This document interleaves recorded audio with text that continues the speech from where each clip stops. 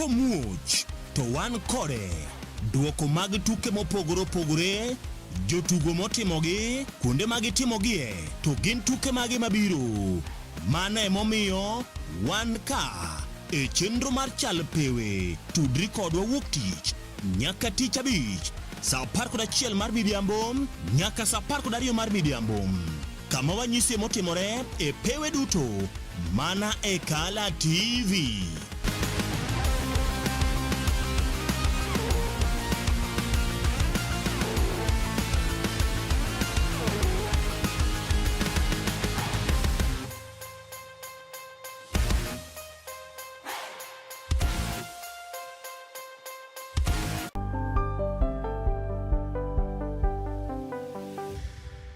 Piny koro tauru gi mare, emomiyo Kala TV chako odiochiengi kod sulwe mokinyi.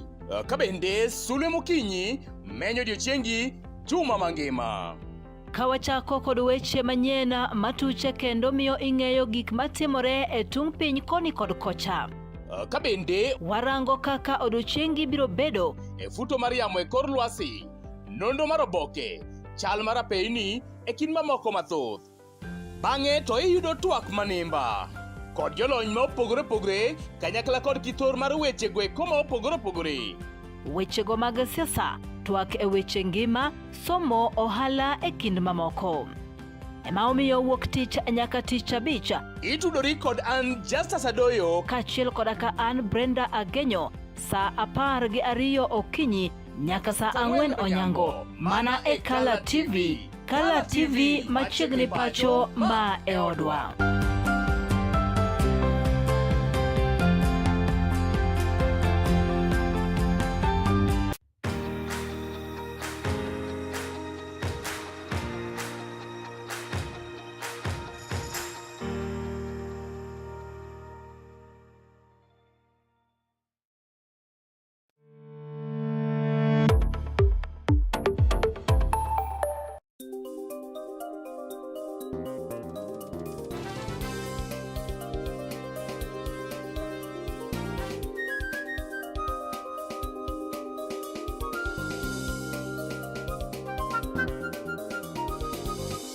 Ineno Kala TV.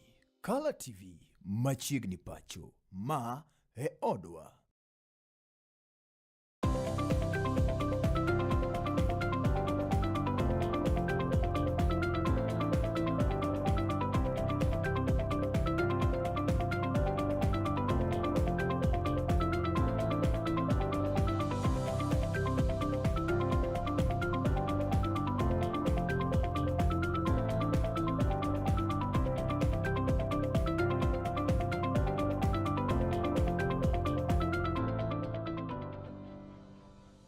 Nasingo janeno mar Kala TV ni ka omolo sadeka biro duoka kod ng'end weche. Ageno ni wang' jowi mano mar Kala pod dhi nyime kelo ni mor kamora mora mabende inene.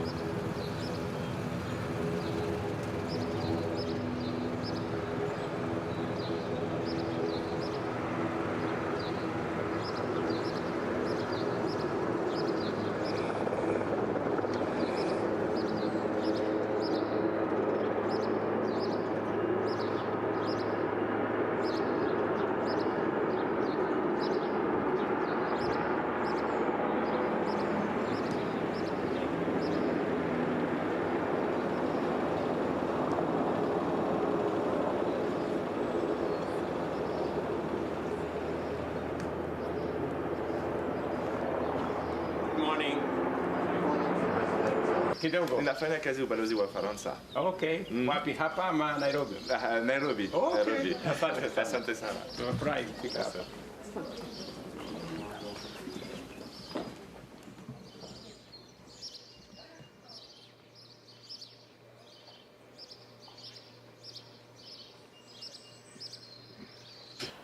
Wadhi nyime janeno mar Kala TV kama bende wedo kanyo nigedo mano marapaya ma rironi santo korose chakore ka bende ma dhi kelo yote chenro go mago mag wuoth masiche mago upogore mosebed ka ineno ka achiel kod bero weche go mago mag ohala for lot of other projects kuensure ya kwamba vijana wetu wamefanya wale ambao wako na ufundi na ujuzi na wako na nguvu, wanatumia ujuzi na nguvu yao kujenga nchi yao. Ndio tumeanzisha nguvu yao kujenga nchi yao. Ndio tumeanzisha National Infrastructure Fund ya kuweka structure fund ya kuweka pesa yetu na pesa ya wawekezaji, ndio tuwe na project kama hizi mingi. Vijana wetu wasikae kule huku mitaani wakitumika vibaya na watu ya siasa kupiga kelele na kuwashangilia. Lakini tukipata nafasi kama hii ya kazi, wakati kuna mwanasiasa anataka mtu ya kumshangilia, hautapatikana kwa sababu huko kazini. Si ni kweli? Number 2, unajitengenezea riziki yako. Number 3, unajenga nchi yako. Kwa hivyo mimi nawashukuru sana vijana. I am very happy. I am so happy. Almighty God, we beseech you, behold your abundant favor and blessings, all your servants. Almighty God, we beseech you, behold your abundant favor and blessings, all your servants whom our church. Amen. You may be seated.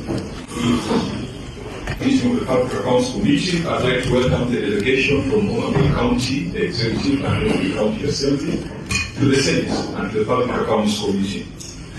Gladys Wanga, Governor of Homa Bay, and I'd like to ask them to introduce themselves.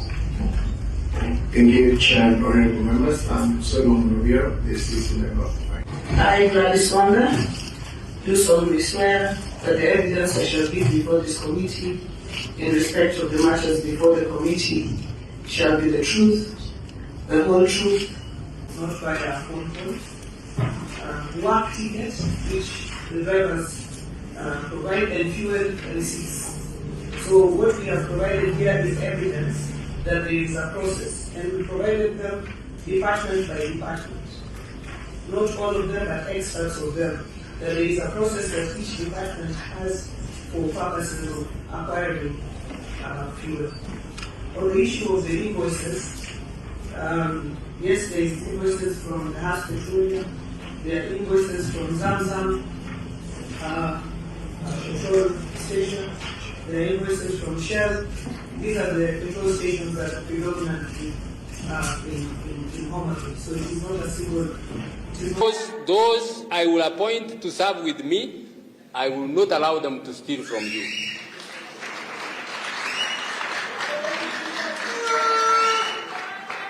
For me, thank you very much. For me, zero tolerance to corruption is not a slogan. It will be the governing standard of my administration.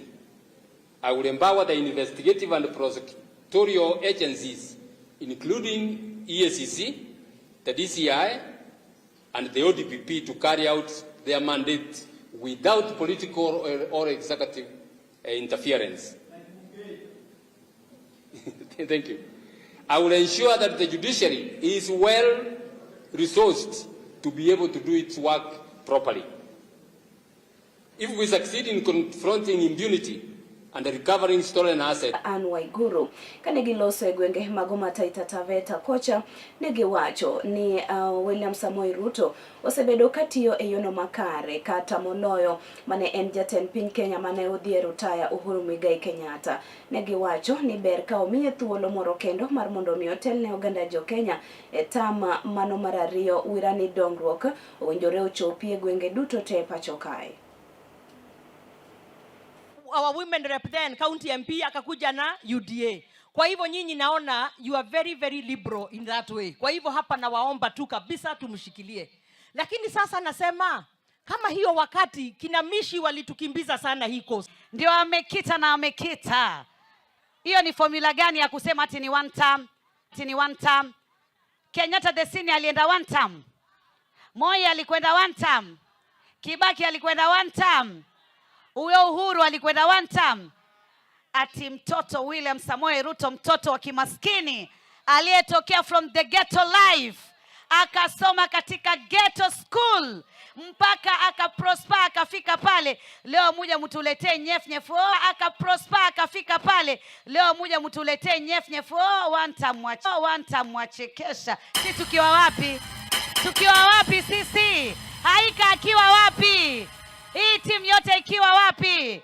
Na sasa ameongeza nguvu mpya, ari mpya, broad based government. Sisi wana ODM tukiwa hapo, na mnajua makeke yetu sisi.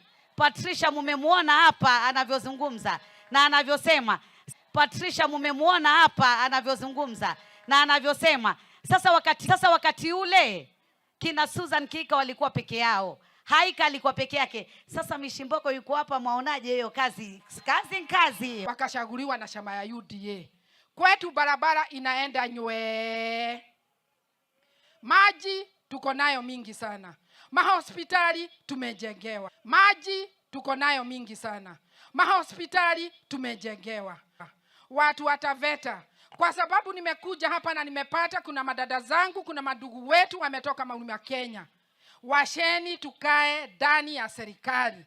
Na musikubali kudanganywa, musikubali kutumiwa vibaya. Mtakubali kutumiwa vibaya? Kwa sababu watu elewane. Najua kuna fununu nyingi, watu wanaongea. Lakini kabla hujasikia Waiguru wameongea, kule mlima watu hawajaongea.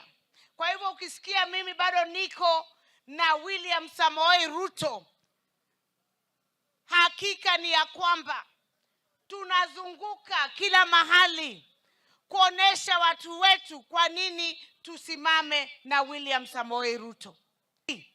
Ya zile ambazo zimejengwa na serikali ambazo zilikuwa zimepita, hata zile ambazo zilikuwa zimeongozwa na wale ambao wametoka kutoka Mlima Kenya. Ukiangalia soko, nikikwambia kwangu mimi nilikuwa nimejijengea soko 18. Nimejengewa soko 12 na Rais Ruto. 12. Na najua amejenga pia kule Murang'a, vile amejenga huku Voi, vile amejenga huku Taita Taveta. Kwa sababu najua anafanya kazi bila ubaguzi. Agamumu yake kidhi mabor bang thuolo machuoka do kai kod weche moko.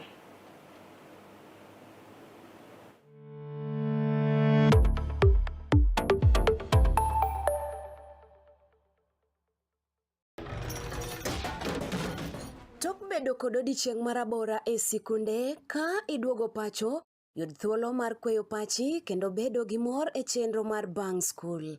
Chenro mar Bang School chakore saa 10:30 mamidhiambo nyaka saa 11 mamidhiambo. Kama inene katun mamori, ipuonjori weche mathoth, ibedo kod mor gi nyiero motimo Cathedral. Kik bai, Bang School, chenro manigi mor lilo ne nyithindo duto. Kala TV, machiegni pacho ma e odwa.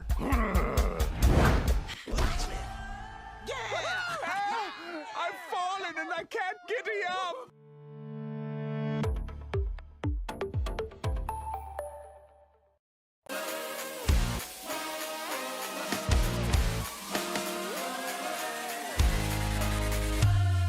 Komuoch to wan kode duoko mag tuke mopogore opogore, jotugo motimogi, kuonde magitimogie, to gin tuke magi mabiro. Mano emomiyo wan ka e chenro mar chal pewe. Tudri kodwa wuok tich nyaka tich abich saa 11 mar midhiambo nyaka saa 12 mar midhiambo. Kama wanyisi motimore e pewe duto mana e Kala TV.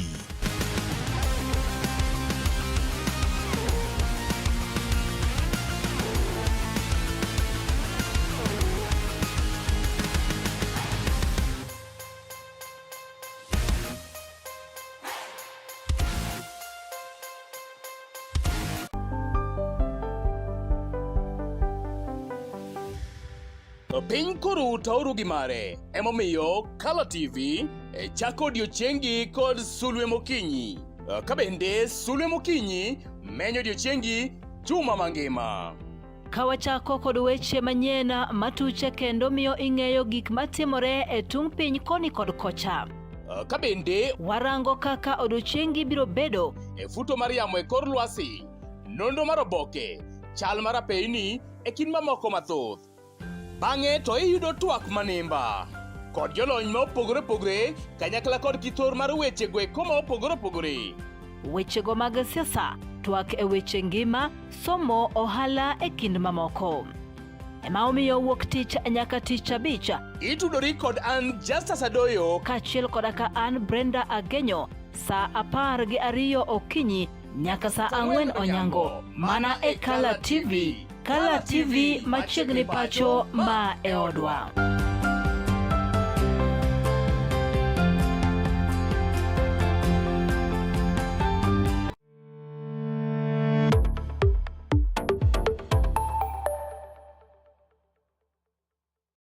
Chiegni kendo wadhi nyime. Wayudo kanyo ni jotelo mago mabende siro jatend piny Kenya William Ruto e dok e apisi e tam mano mar 2 moloyo to mago mabende wuok e gwenge mag Western ka otelnegi kod jakom margi gavana ma Bungoma Kenneth Lusaka ochayo kweth mano mabende obalo ni gionge kod agenda moramora to kinde ka kinde gisiko mana ka gilando ni gibiro bedo ka giduoko pacho jatend piny Kenya William Ruto. Negiwacho ni bende kata negichayo kanyo mane en jatend piny Kenya Uhuru Muigai Kenyatta ni ne opogo kata ne oketo thenge oganda go mago mabuok e gwenge mag Western ka otenre kod wechego mago mag tije.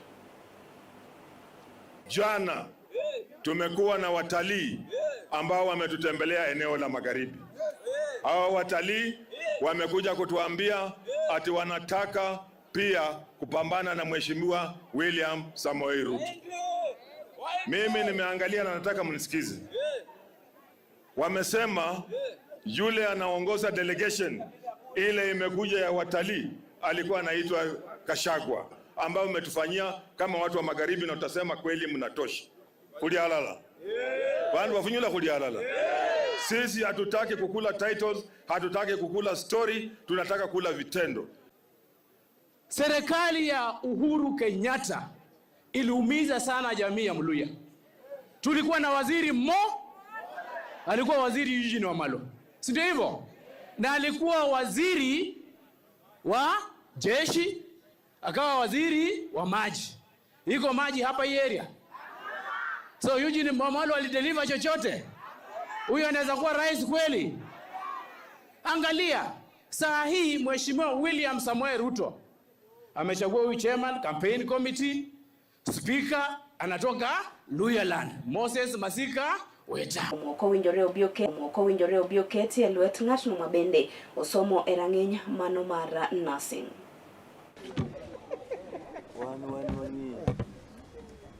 Ong'ima pi ahinya kaka ginyalo loso wach.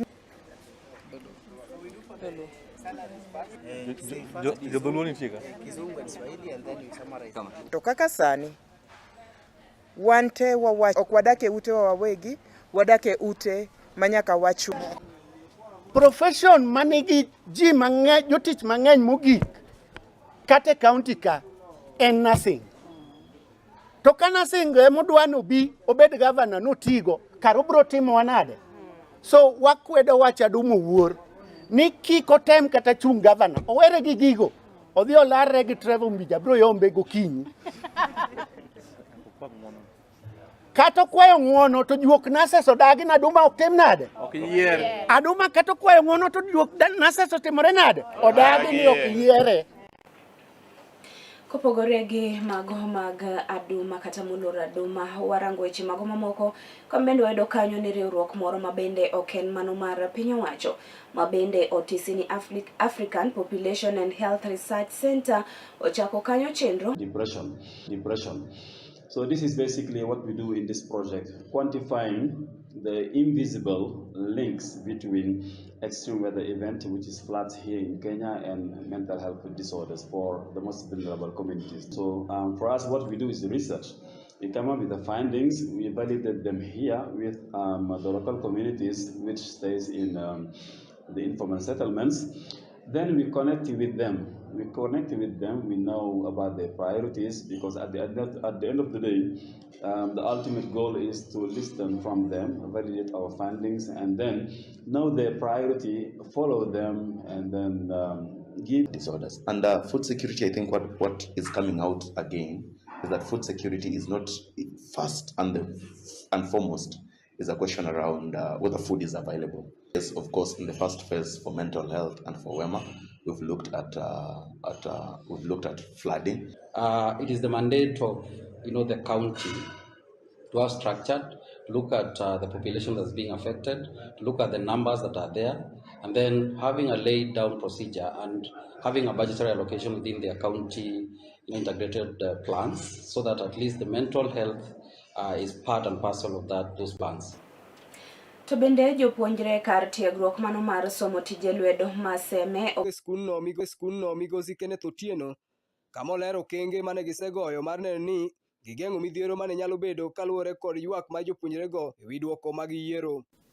So me, I want to take this opportunity to most sincerely thank the sub-county security team for actually being by our side. As we speak now, the college is quiet. I think I want to say that normal business has resumed. Classes are going on. Japuonj maduong' no bende omedo kwayo jopuonjre go mondo koro ne oyie rwak duoko mag yiero kendo ne ni kwe obedo e skundno kendo sir ten jopuonjre moseyier e lemo mamoko. Of course, an aspirant he expected to win, but now that things didn't go his way, it was impressed upon. Ne jok machano timo njore ni biro kawnegi okang' mager.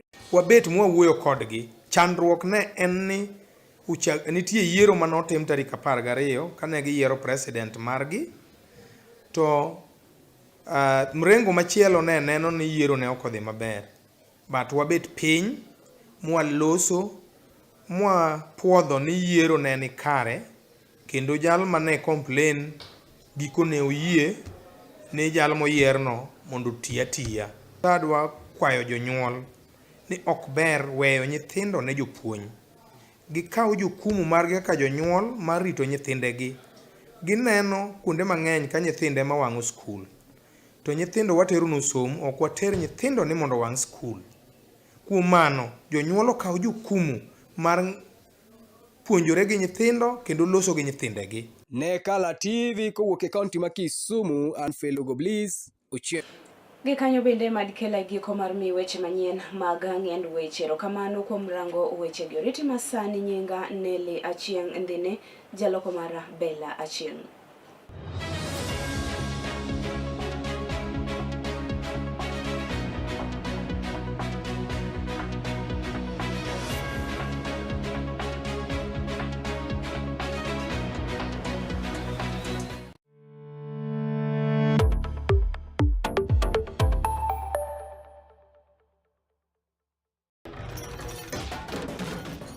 Bedo kod odiochieng' marabora e sikunde ka iduogo pacho, yud thuolo mar kweyo pachi kendo bedo gi mor e chenro mar Bang School. Chenro mar Bang School chakore saa 10:30 mamidhiambo nyaka saa 11 mamidhiambo. Kama inene katun mamori, ipuonjori weche mathoth, ibedo kod mor gi nyiero motimo Cathedral.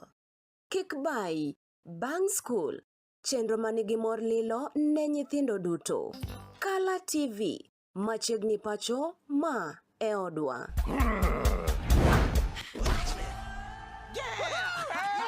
I've fallen and I can't giddy up.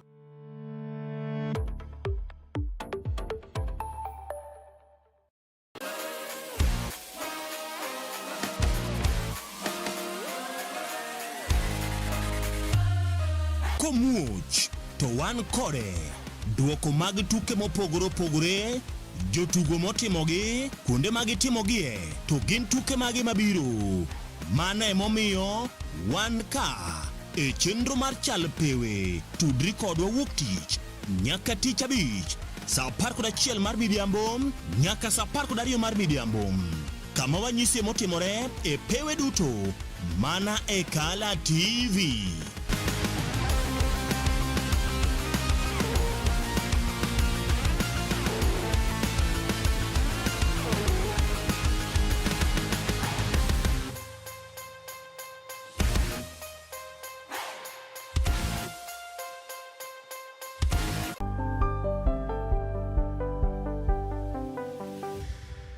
Piny koro tauru gi mare, emomiyo Color TV chako odiochiengi kod sulwe mokinyi.